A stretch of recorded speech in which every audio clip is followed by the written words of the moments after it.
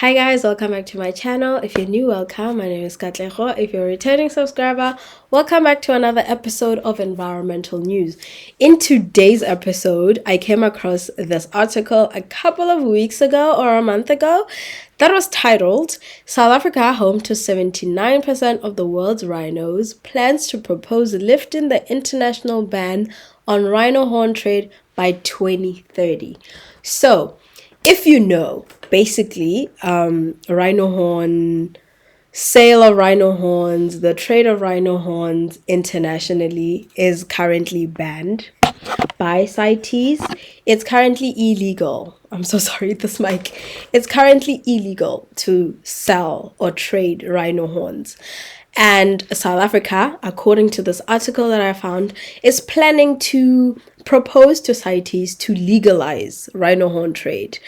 The last time I had a conversation with someone about this, because I came across the story and I thought it was interesting, and I was like to them, oh my god, I came across a story that South Africa is planning to propose legalizing rhino horn trade. They were like, oh my god, why? Why would you do that? Rhinos are still endangered. That is such a bad move. And I became interested to know like both sides of the story, because again, you cannot just assume that it's a bad thing, because everything has a good and a bad side. And obviously there must be some good to this decision if they've wanted to propose it. So of course, me being me, I went to read more about it, and I thought I might share the story with you because I think it's really interesting, and I think a lot more people would be interested to know about what is going on. So let's get into the story. So just to share with you the structure of this video, I'm basically going to go through a brief history about rhinos so you know the lay of the land, the current story and what they're saying, the biodiversity management plan that is mentioned in the story, whether or not this is a good thing, and we'll look at the pros and the cons, and finally we'll look at what the research says. Brief history. Both the black and the white rhino are indigenous to Africa, and the two subspecies of black rhino and one subspecies of white rhino are indigenous to South Africa. So South Africa currently stewards approximately 79% of the global rhino population and is therefore very important to conservation.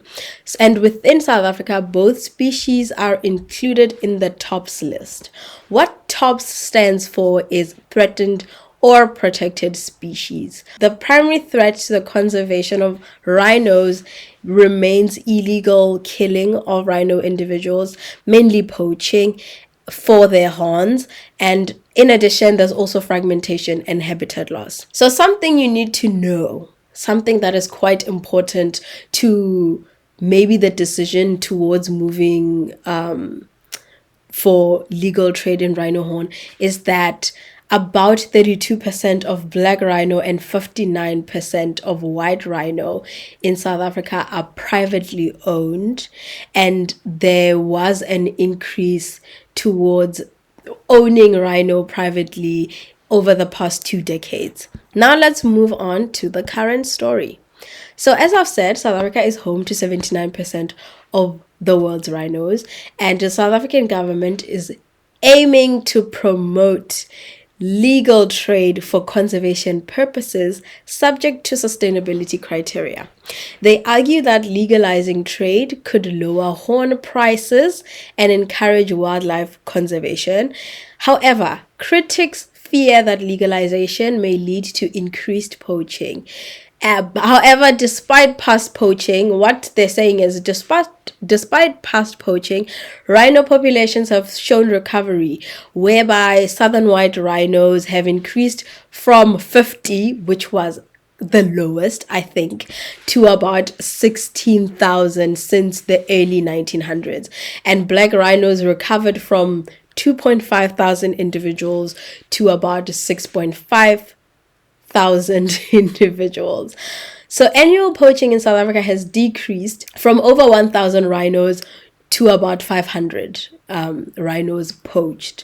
So I think that is also one of the reasons why they're planning to propose legalizing trade. It's because rhino poaching has decreased rhino populations have increased, so they feel like maybe this might be the perfect time to move towards legalizing trade so that there's money in the market for conservation purposes. We'll get into how having money for rhinos plays a role. And the biodiversity management plan was basically put forward and open for public comment a couple of months ago. So I did go download and read the BMP, and let's talk about it. From what I read in the BMP stands for Biodiversity Management Plan. I'll be referring to it as BMP because that's just easier. One thing to note that they quite put forward in this whole issue is that the BMP, which is the Biodiversity Management Plan, is a proposal that represents a significant shift in rhino conservation strategy, balancing economic interest with species protection. So let's see what this BMP says. I read the BMP and I found that policy objective 5 is the one that deals mainly with the proposal to legalize trade. It says South Africa will work with range states and potential destination countries to support a proposal for international commercial trade in rhino horn from protected wild rhinos for conservation purposes when conditions become favorable.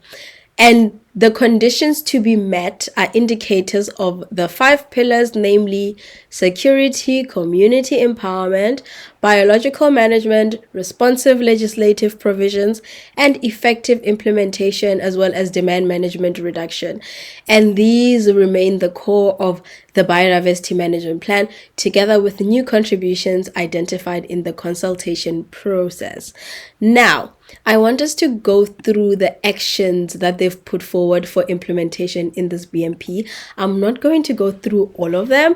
If you want to read the BMP, I will put the link in the description and you can go and read what they're saying. It's a very thick document, so you can go and read it at your leisure.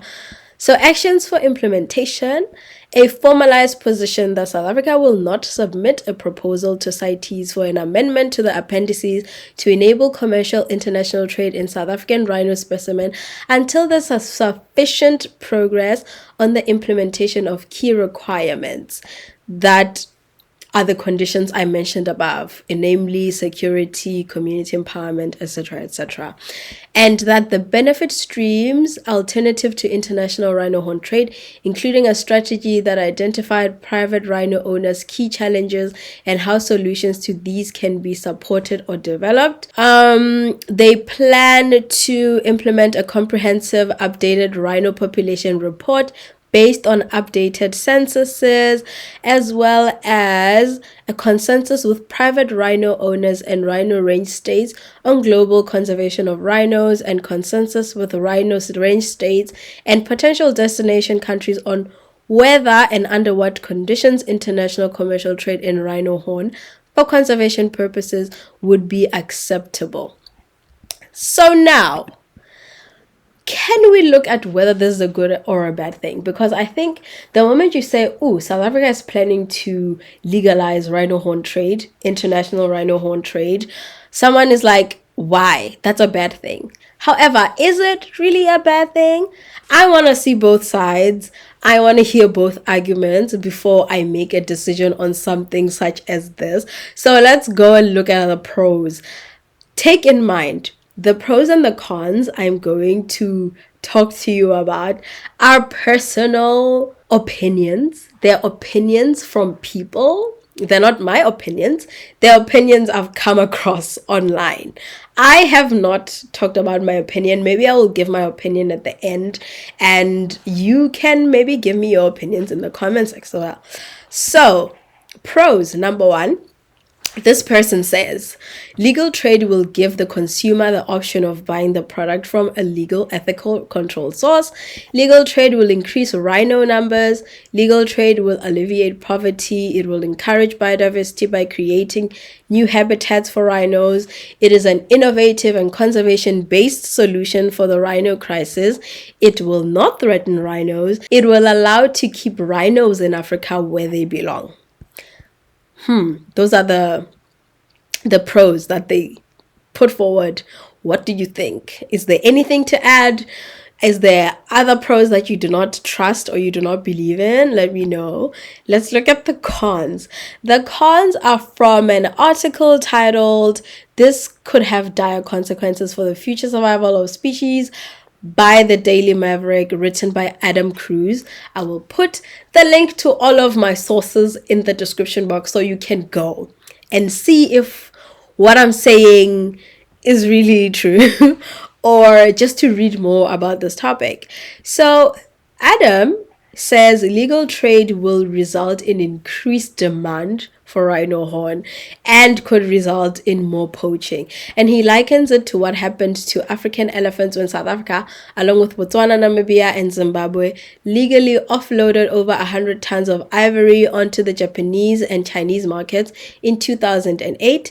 And the move was supposed to relieve the pressure on poaching of elephants, but instead created the opposite effect. So he's saying, if we are doing the same approach that happened back in 2008, we will most likely have the same results. It will increase rhino poaching, etc. And he believes that opening up legal trade of rhino horn will most likely have the same effect, as I've mentioned. He says legalizing the trade will remove the stigma that rhino horn is illegal and could entice many more consumers onto the market. The demand will then outstrip the legal supply and poaching will increase, and this will push security measures beyond breaking point. I read the pros and I had questions. I'm reading the cons and I have questions because where is the research to back this up? Again, I am somebody, I do not believe something that comes out of someone's mouth. Where is the research? Who's your source? Like, prove to me. If you're gonna say this will have dire consequences, where are you taking this from? It cannot come from your head because, like, what are you basing it on? You cannot just say things, you know? So again, I cannot just say things, which is why I went and I looked for papers that talk about this issue, because my brain will always say, what does the research say? What does science say? And I read 2 papers. I read a lot more papers, but I'm going to concentrate this video on 2 papers that I read. One is titled "Debunking the Myth That Illegal Trade Will Solve the Rhino Horn Crisis, a System Dynamics Model for Market Demand." And the other paper is titled "Will Legal International Horn Trade Save Wild Rhino Populations?" So let's read the first paper first. The aim of this paper was to evaluate whether legalizing trade in rhino horn can alleviate the rhino poaching crisis. And the major findings from the paper was that demand is insensitive to price. What this means is they found in the study that remember, one of the pros that was put forward was that legalizing horn trade will lower the price of rhino horn. However, they're saying lowering the price is not going to affect the demand of rhino horn in any way. If anything, the price will be low, but the demand will be high. Therefore, there'll still be poaching because the market demand will be high. Next one, the effectiveness of legal trade. Legalizing the trade might improve profitability for game reserves, but it will not prevent rhino extinction. And without significant demand reduction, legal trade could exacerbate poaching by incentivizing horn harvesting. So they're saying, will legal trade really be that effective? Will people care? Remember, one of the pros was people will be able to get horn in a more legal way, more sustainable, yada, yada, yada. But they're saying, will it really be that effective, or will it just incentivize poaching because the demand will still be high, so people will still be poaching and be able to sell those horns? Anyway, number 3, consumer behavior modification. So these are strategies aimed at reducing demand through education and stigma reduction in consumer nations, and they were shown to stabilize rhino populations better than legalizing the trade. So with consumer behavior modification, they basically try to appeal to the people that are creating this demand to be like, guys, like, what is the issue? Why is the demand so high? Try to understand the consumer behavior and try to tackle it in that way, instead of just flooding the market with rhino horn and meeting this demand. Why do we not understand why there is a demand to begin with, and maybe try to get around the stigma around having rhino horn? Why do they need rhino horn? How can we fix this problem? So they're saying, if we do not approach it from that angle, which has been shown to be effective, just legalizing horn trade will not be effective. So we need to look at consumer behavior. And they're saying that with the dehorning strategies, poachers might still kill rhinos to extract remaining horn stubs, undermining conservation efforts, which honestly is what's happening currently, because a lot of private rhino owners, they dehorn. I don't like the word dehorn. So they trim rhino horns. However, when poachers come and the horn is trimmed, they will still kill the rhino and take the stub, because what they care about is making money somehow from the horn.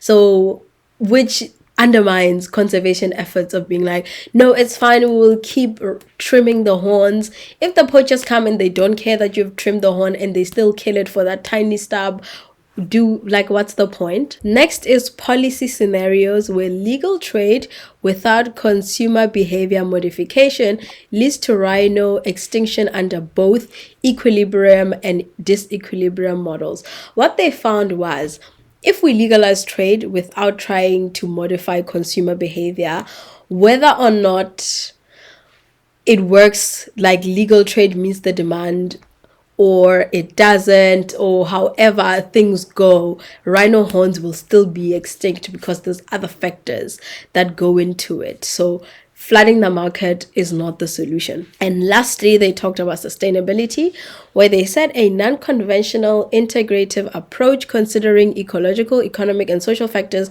is recommended for sustainable conservation. Next, their implications. The study strongly argues against the legalization of rhino horn trade as a standalone solution. So they emphasize that we need to target consumer behavior change campaigns, support conservation efforts financially and institutionally in both source and consumer countries, and shift from purely economic models to ones that incorporate ecological sustainability and global cooperation. What do you think about this paper? Honestly, I get where they're coming from, but I found that it focuses on the cons. It does not mention any pros. Honestly, this paper is pro continuing as we are, do not legalize trade. So I wanted a paper that was a little bit more in the middle. I want to see both sides, because this one is leaning more towards no. And I'm not saying I'm pro legalizing trade. I'm just saying I need to hear from somebody who is pro or who is a little bit in the middle like me, so I can make my decision. So we're going to read this paper. I read this paper. I highlighted the heck out of this paper, as you can see, because I quite enjoyed the paper.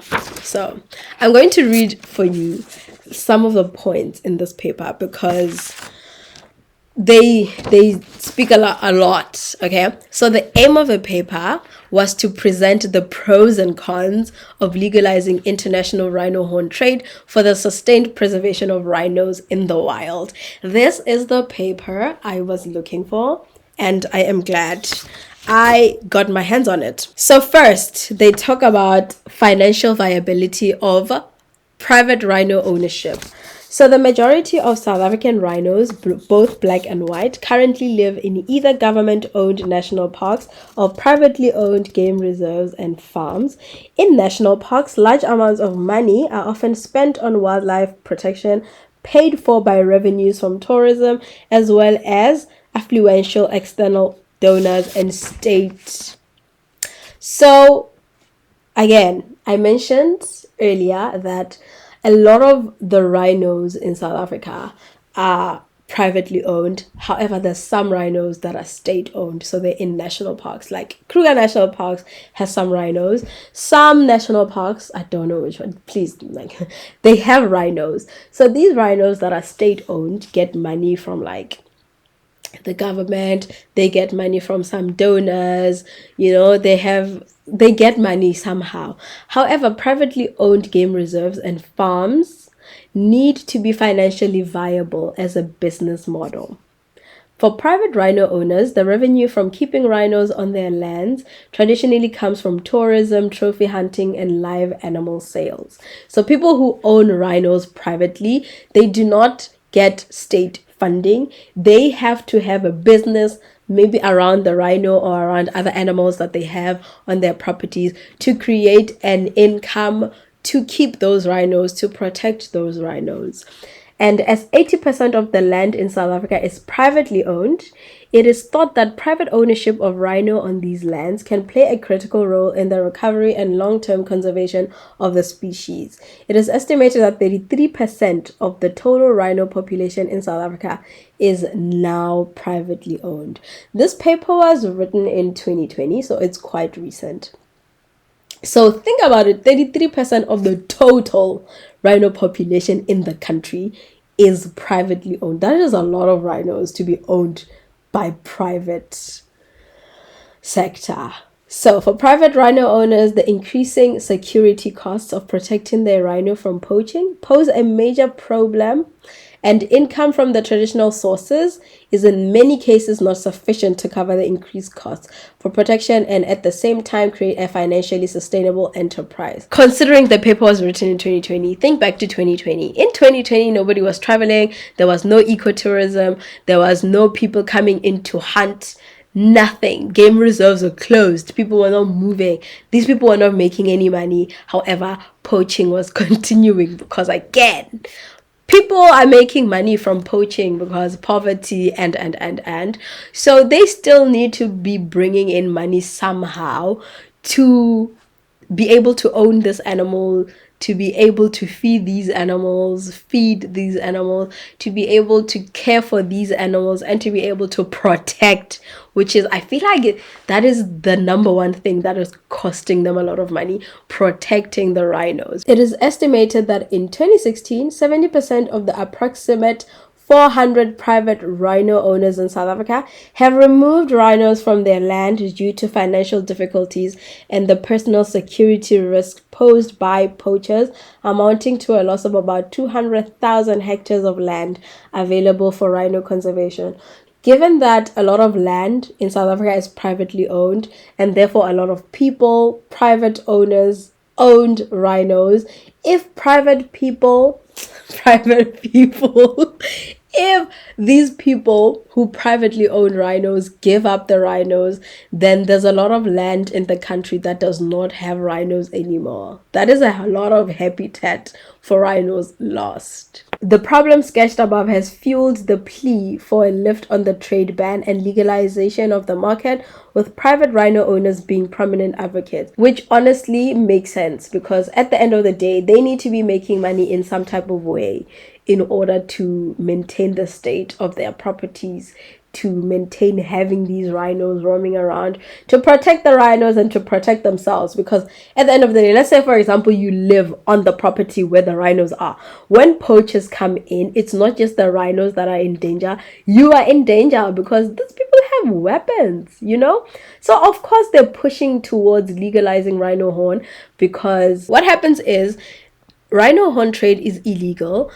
Rhino owners trim rhinos. So they trim rhino horns to sort of make sure that they're not in danger, to reduce the risk of poaching. So they trim the horns, they keep the horns. The problem is trimming the horns and keeping the horns costs money, because you call in vets, you call in all of these professionals to come and trim the horn. You keep the rhinos at a safe somewhere, storage costs money, and you look at these rhino horn stockpiles, which is something that is in demand, which could be making money for you to continue protecting these rhinos, and it's currently just sitting there not making money. However, poachers are constantly coming. You are in danger, your family is in danger, the rhinos are in danger, and you're like, if only I was able to sell these horns that I have, I would have money to protect these rhinos, and I would spend less money cutting and keeping them. Let's continue. Lifting the trade ban could enable rhino owners to exploit an extra way of gaining revenue from keeping rhinos by selling sustainably harvested horns. Makes sense? This increased revenue could in turn be used to pay for extra anti-poaching measures by private rhino owners, which is something that I mentioned. Another frequently used argument is that tax raised from legally traded horns could flow back to the protection of wild rhino populations and can be invested in livelihood development for communities surrounding these parks who currently form the cradle of poachers. So they're saying, we will get money, and because we are a business and we're paying tax, the tax money will go towards conserving wild rhinos as well, and the communities around our parks will benefit as well. So legalizing rhino horn trade would therefore have two main advantages through the mechanism of increased revenue and taxes, which could go towards protecting wild rhinos. Next, we have demand for rhino horn. The debate about whether or not to legalize international rhino horn trade often focuses on what will happen to the market demand. That is, will the overall demand increase, and how will the current illegal market respond to the legal market? How will the legal market respond to the current illegal market? In the previous paper, they said decreased price will not affect demand. I am wondering what this other paper says. This paper said current demand for rhino horn will likely not stay the same with a legalization of horn trade, and it should therefore be estimated how the demand will change. They're saying the demand will change, and future overall demand is likely to increase with economic and population growth in Asia, where Asia is I think it's a primary consumer of rhino horn, and regardless of rhino horn trade legalization. So if the trade ban is lifted, new forces will start to influence the demand of rhino horn as well. And an important new force is the removal of the stigma that comes with buying illegal products. Studies argued that the demand will likely increase significantly because of the removal of the stigma. Another market force could result in an increased demand after legalization is the reawakening of old markets, particularly markets that were active in the 1970s and 1980s in Taiwan. And ideally, with a legal market that could be supplied mainly by rhino farmers, the illegal demand for poached horns could disappear, or at least become sustainably smaller. Unfortunately, how the illegal demand for rhino horn will respond exactly is uncertain, and from an economic perspective, illegal traders and farmers can compete with each other in multiple ways that could either benefit or devastate rhino horn conservation. From a social perspective, however, people that fear heavy penalties for consuming illegal products will likely shift from the illegal to the legal market when effective law enforcement is in place. It is likely that illegal market will always persist parallel to a legal market and should therefore not be neglected. What they're saying is, we cannot be sure how the illegal market will be affected. We cannot be sure how the demand will be affected. However, it will be affected. It could either increase or it could decrease, but from past experience, it's most likely to increase. They're saying decreasing the stigma of buying and selling rhino horn could increase the demand, because old markets could come back. People who were buying rhino horn and who stopped could come back to be buying rhino horn. Whether this is legal or illegal, the fact that it's in the market, it will still continue. Moving on to the discussion in the paper, because I quite liked the discussion in this paper. Evaluating the effects of the four mechanisms separately on the rhino population in the situation of a legalized trade, we can summarize that an improved financial viability of private rhino ownership will likely have a positive impact on the captive rhino population in countries that allow private ownership, that is South Africa, Namibia, Zimbabwe. However, it is questionable if this will lead to a substantial conservation benefit for wild rhino populations. It will most likely be impossible to satisfy the demand with legal horns alone in the near future, and legal and illegal trade circuits could possibly coexist in parallel due to a preference for some consumer groups for illegal horns because they're wild horns, they're pure, whatever. And corruption is widespread and likely to remain present in all nodes of the trade chain and can stimulate the illegal trafficking of poached rhino horns through laundering channels into the legal market. Honestly, I think that legal trade will most likely not be able to satisfy the demand because, I mean, if demand is high now with no trade, putting horns in the market, the demand is probably going to be high because now you're increasing accessibility to the horns. And considering people that break the law, corruption that goes on, I feel like illegal trade will exist whether or not legalizing horns goes forward. You legalize trade, illegal trade will still be alive because there's so many things that are legal, however there's still illegal trade going on. They will definitely run parallel, which is something I believe that was mentioned in the paper. Do I think it's a good or a bad thing? Considering that people have given up owning rhinos because of the cost associated with owning rhinos, the danger of owning rhinos, I think I'm actually I'm pro legalizing trade because at the end of the day, rhinos were dying even though trade was illegal. Poaching was quite high. Considering the statistics of populations increasing, poaching being low now, like conservation being managed in the way that it currently is, I think legalizing trade, maybe international trade with range states to start off, or maybe with specific markets and not necessarily worldwide, just to like test the waters and see if it's working or not. But I think I agree with the first paper as well. We need to change consumer behavior. We need to modify their behavior because if we just legalize it for the sake of making some money, and people's behavior does not change, it will have dire consequences. Let me know, what do you think about the story? I really liked it. I'm definitely gonna keep my ear on the ground. I want to see how it goes. I will try my best to keep up with what's happening. I really like rhino news. Really like rhino news, and I hope you guys enjoyed it. I actually want to read this last note.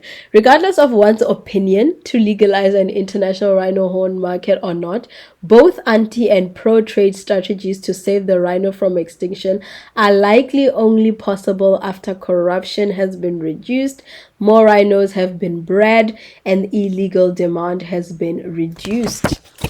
So as it stands, corruption is high. Illegal trade is still quite high. More rhinos have been bred. I mean, some people would say no, but some people would say yes. Considering how population has grown, I feel like we're in a little bit of a safety zone. I don't know. But yeah, personally, I think making more rhinos making more money for the people that do own the rhinos to enable them to care for the rhinos is a better move compared to them not being able to take care of the rhinos and giving them up, therefore us losing a lot of the habitat. Please let me know your thoughts. What like, do you think what I think is wrong? Like, argue with me in the comments if you want to. I really want to hear what other people have to say. Obviously, everybody's entitled to their own opinion. Their papers bring forth two different arguments as well. So what do you think? All the links will be in the description. All my resources will be in the description. I hope you enjoyed the video. I will see you in the next one. Bye.